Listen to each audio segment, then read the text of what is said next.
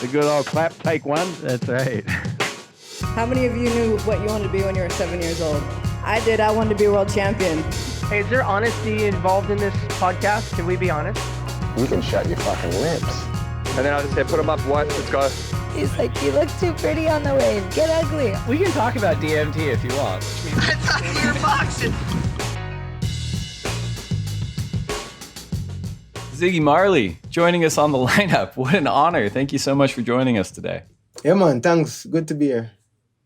How have you and your family been getting through the past several months? You know, where have you guys been and what have you been up to? We've been home. I mean, that's where we are.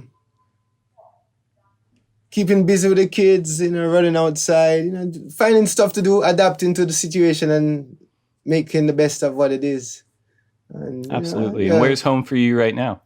Home for you right now in Los Angeles. Mm-hmm. Yeah.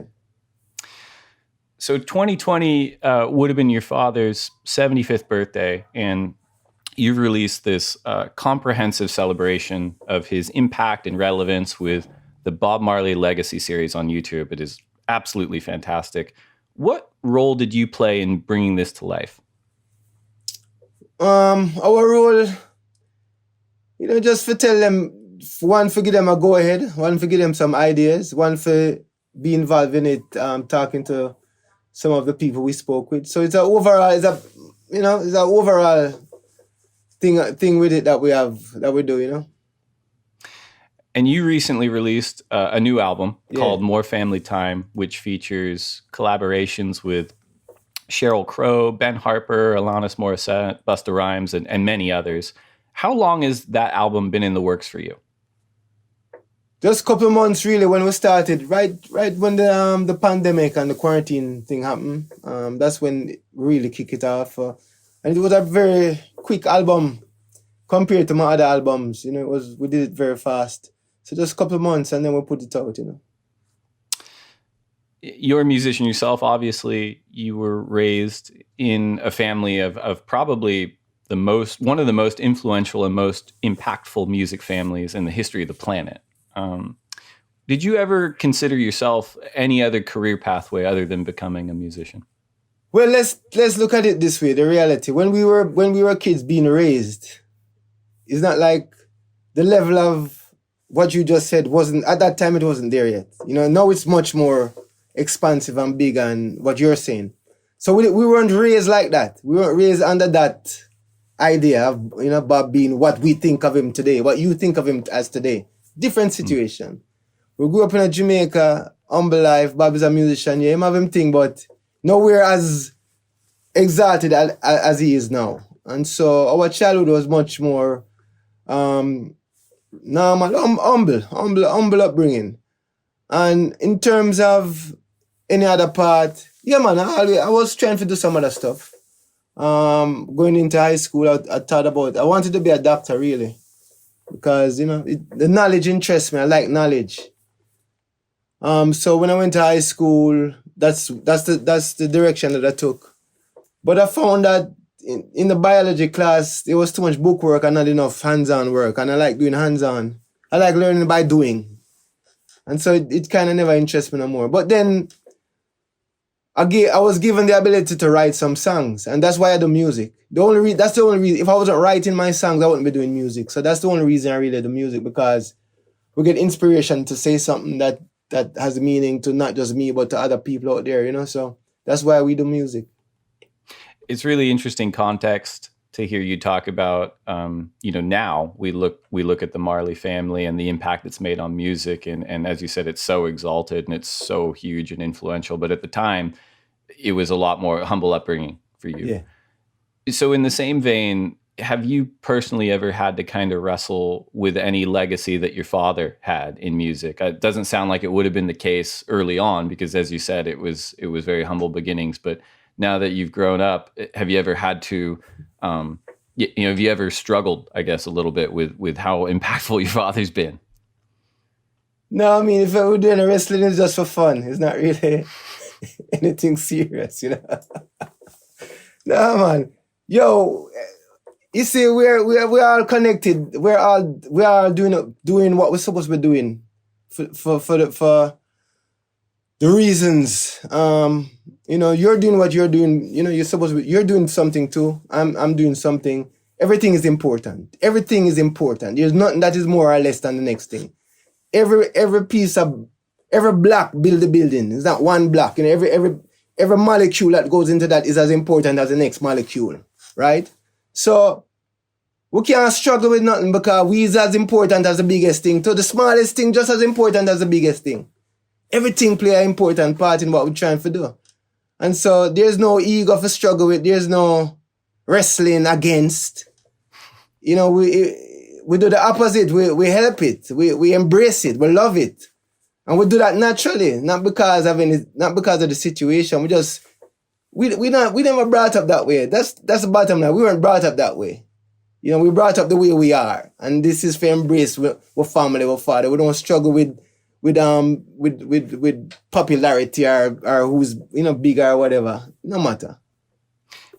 I love the way you answered that, because that really, for me, came across in the YouTube series too, where it was everyone involved in that community and everyone involved with the music were kind of part of a larger mosaic, and it was all about the same message. And it was really, really cool to see it come to life in that way. It felt much, much bigger than a singular person. It was a movement. Yeah, man. Me, Bob is a community man. Bob is although him single-handedly put the struggle, but he's a people person. You know what I say? Yeah.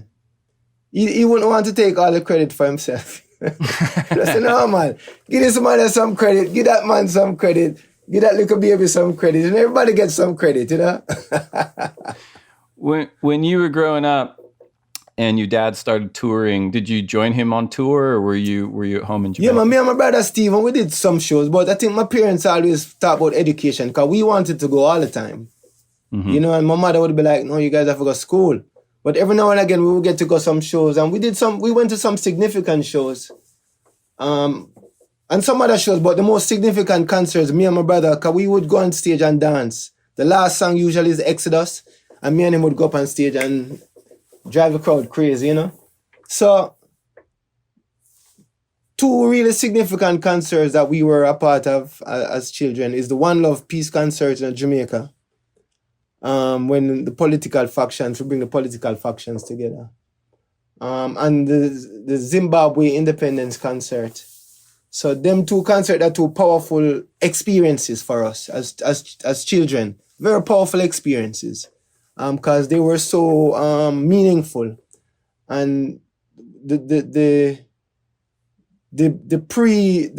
what was going on before was so like, there was just an energy, there was just an energy and something was happening very, very, very powerful. That's all we can say. So that experience we were in that experience and it laid on us, so we kind of have a vibe of music and what the importance of music can be and, the importance of giving messages in music and the meaning of it. It's so much bigger than yourself, I get the impression that through your own career, you've traveled a lot, toured a lot for your own music and your philanthropy and your other projects. It's something we see in the surfing world a lot too. You have people that are either staying in one place or touring a lot.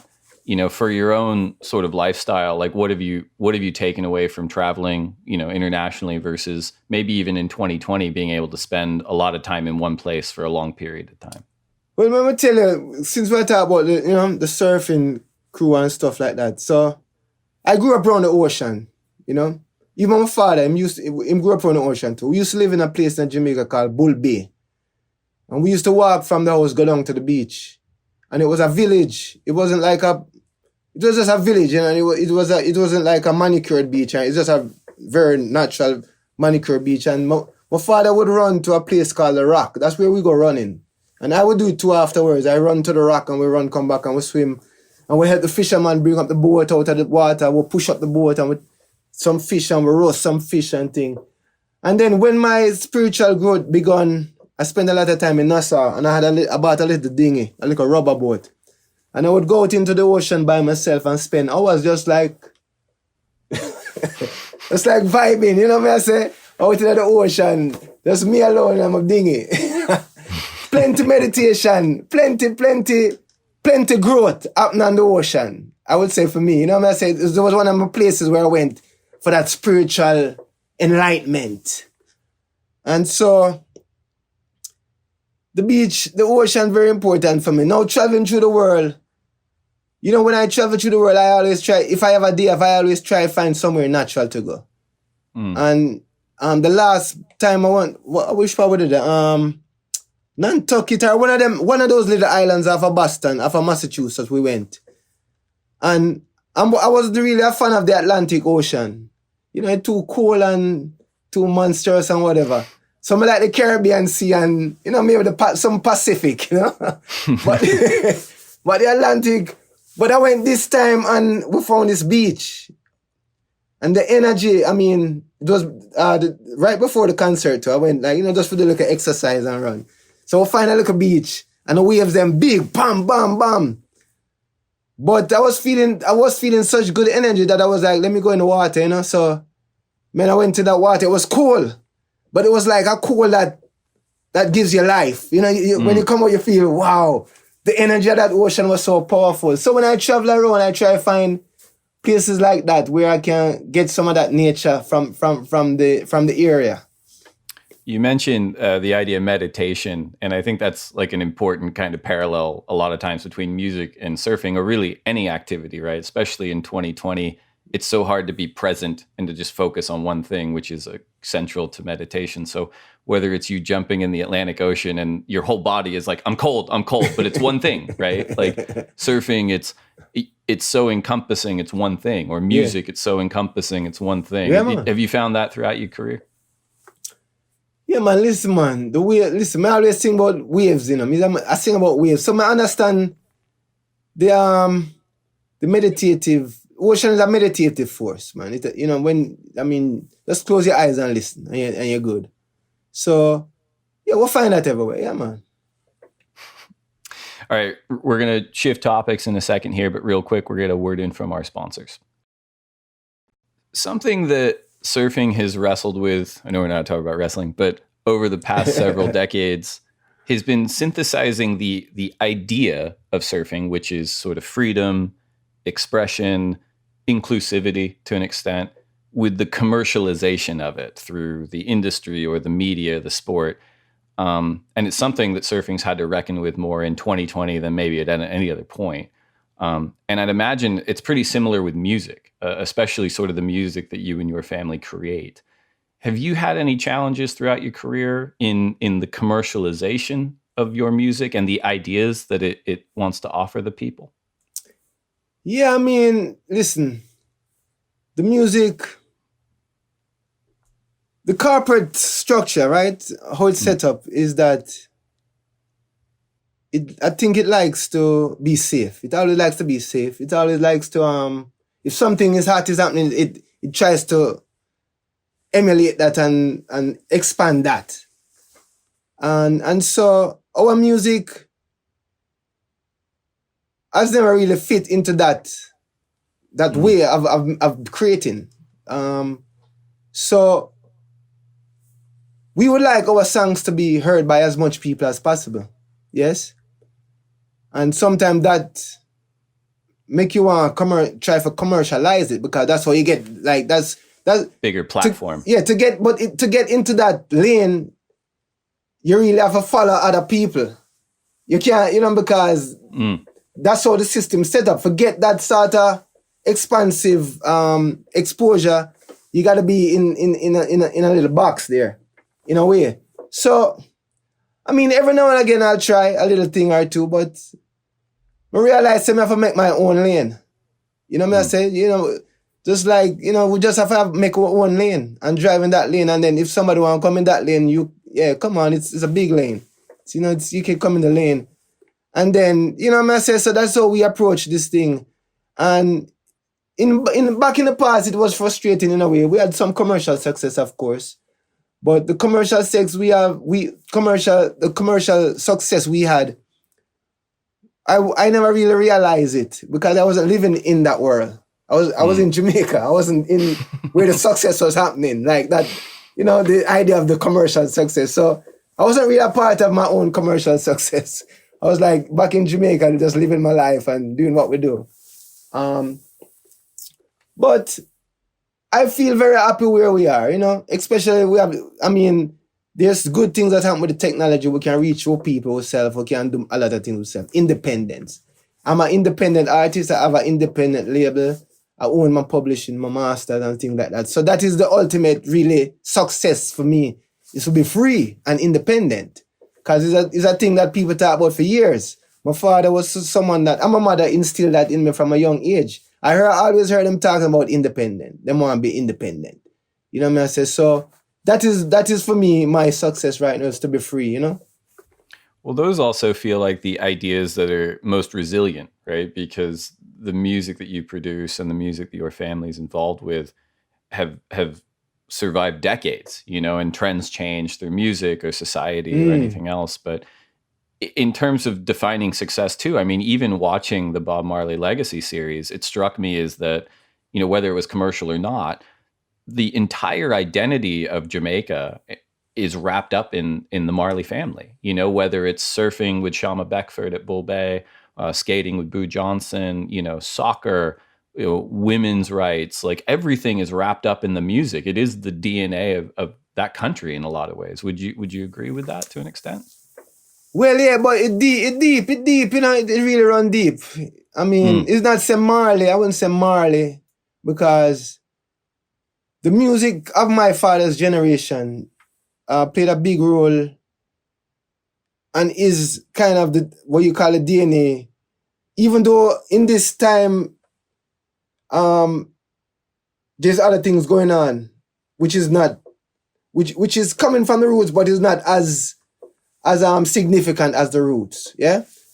So it's not about Marley at all. It's about a spirituality, it's about a camaraderie, and about, remember me telling you, my father want to give credit to everyone, Credit to, because everyone deserves some credit. So it could never be that way. I mean, my father is a hero in Jamaica to us. I mean, he's like America of what? George Washington or whoever, whatever. South Africa of Nelson Mandela, Jamaica of Bob Marley. You know what I mean?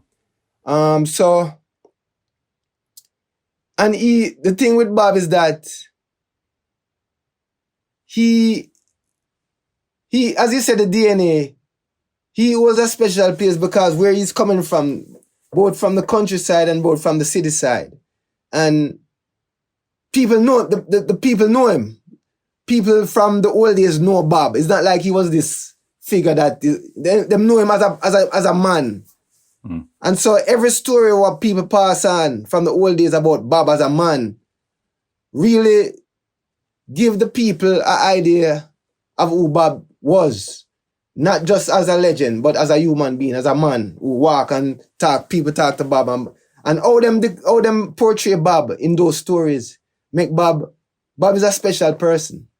And him is those stories, him depicted as a hero because he was a good man who give and was a humble man, humble.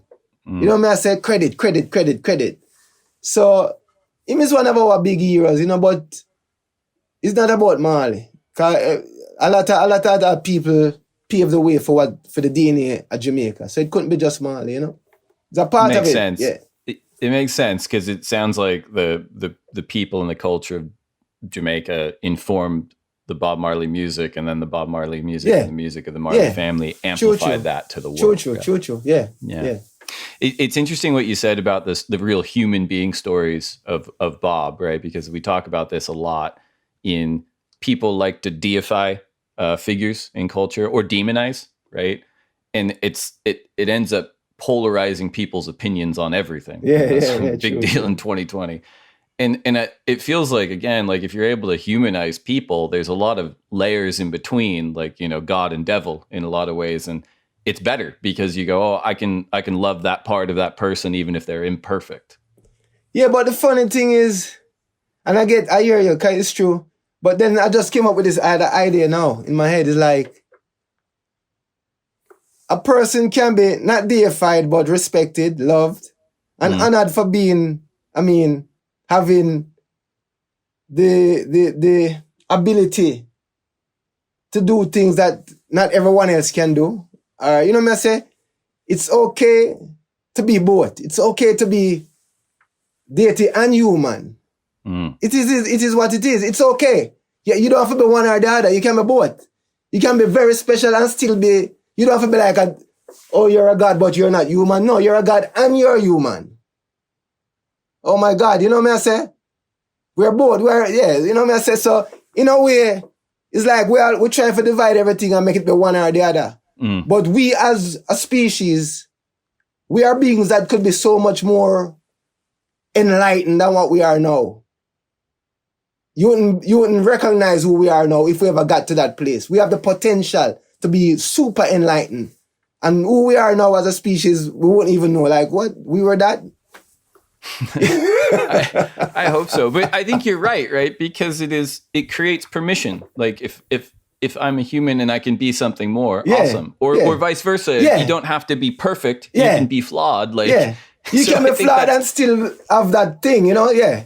That's totally right. Yeah. For sure. So it feels like a huge theme in your own work, whether it's philanthropy or your music, is children. You know, you have this wonderful philanthropic program where you're giving music to kids. Can you talk to us a little bit about that? Well, again, it's how we grew up, how we were brought up. You know what I mean? It's what we see around us from we were children. All of these things is not new. It's things that we've been living from we were children. And I don't know, there's just something in our hearts. And because of where we grew up to, Jamaica, you know, and then because we had more, but we came from less. So now you have a connection to the less. You know, I don't know if that's what it is. I want to help. I just want to help. And it's something that is true within us. So we focus on children right now. And there was a point in time where I would just give people things, you know, just say, all right, give handouts and hey, in Jamaica, like, hey. But then I realized it wasn't really doing any good, you know? So we have to figure out some way. And then we realized, well, the only way the world really can be impacted in the way we need it to be impacted to become a much better community, you have to focus on the children. That's where it's going to come from. Just like I tell you, this is the way I was brought up. It starts from there. The change starts from there. It doesn't start from the politicians in the office or even some people right now. It starts from the children. That is the only opportunity we're going to have. We can't wait until people become even teenagers to start say, hey, you guys need to stop. You guys don't need to be so divisive with each other, politically, racially. You know, racism, we don't need you know, you don't have to wait till then. It have to start from now, from the child, from babyhood. And so that's why we focus on children, and we have a school in Jamaica that we adopted. We help financially. We help some other charities here in Los Angeles, Hula, in Mexico. We do some things too. And anywhere, anybody that comes to me and say, hey, Ziggy, we have this polio thing that I do with UNICEF. You know, I'm always, it's not just about the organization, it's about me also giving my voice to other worthy causes out there. You know, it's a community of us. All of us are in the same community.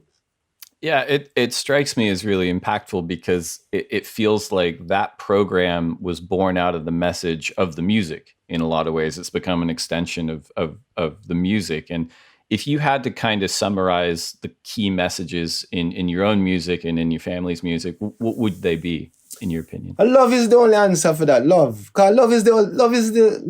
It's love. Everything is done out of love. Even the most revolutionary song, it is still created out of love. And so, love is the most revolutionary thing you can do right now. You can love one another. That is the most rebellious thing. There's nothing more rebellious than loving each other right now. Because the status quo is the division. So to be rebellious, to be revolutionary, you have to love. Because the other thing easy. You can hate, it's easy. I hate that guy, he thinks that I hate that guy, blah, blah, blah. It's easy to hate. But the roughest thing right now is to love each other. And so that is the ultimate message, you know, from us as people and from us as musicians. I mean, that is where everything is coming from. Different words, but that's where it's coming from. That's the root, the DNA of it. It strikes me as interesting because I would say that your music and the music of your family is something that in my own experience, I see people enjoy from different races, genders, sexualities, backgrounds, both sides of political spectrums. It is everyone enjoys it. So you kind of look at it and go like, well, then that's sort of a starting place to at least create like relationships, right? Across these lines that you said people are dividing. And I think it's ideally like, and I'd say the same thing about music broadly, but that's where we would like to see surfing as well. Same thing, there's divisions in surfing, but it is the ocean's for everybody. Like, so I should be able to talk. Except when you get a wave. Yeah. It punishes everyone the same. So. But I think that's a big part of it, right? It's like, hey, people enjoy the same things. They don't have to be as divided as systems tell them to be. No, man, the ocean is like music, as you said, bring people together and people enjoy it. I mean, look how much people enjoy the ocean. Billions of people enjoy the ocean. We all love the ocean. Yet still, we have so much plastic going on and shit in the ocean. You know what I say? So it's like, what we gonna do? You know what I say? We are destroy something that we love without even knowing that we're destroying it. It's like, and the people them that creating the materials, they don't even care. The politicians don't even care. It's like, why? Nah, we are destroy the ocean, We have to do something, man. We have to kind of figure it out because it's happening kind of invisibly because we don't see it every day. But it's happening hard. And because it's not in our faces, it's like, even me, like, So we really have to kind of focus everybody attention because we're really doing damage. We're really doing damage, bro. It's going to be hard if we don't, like, make that move. I mean, we're doing a little by little, but we got to make a move on that. I don't know. We have to do something. I don't know I don't know if it's a political thing or what, but we got to take care of the ocean.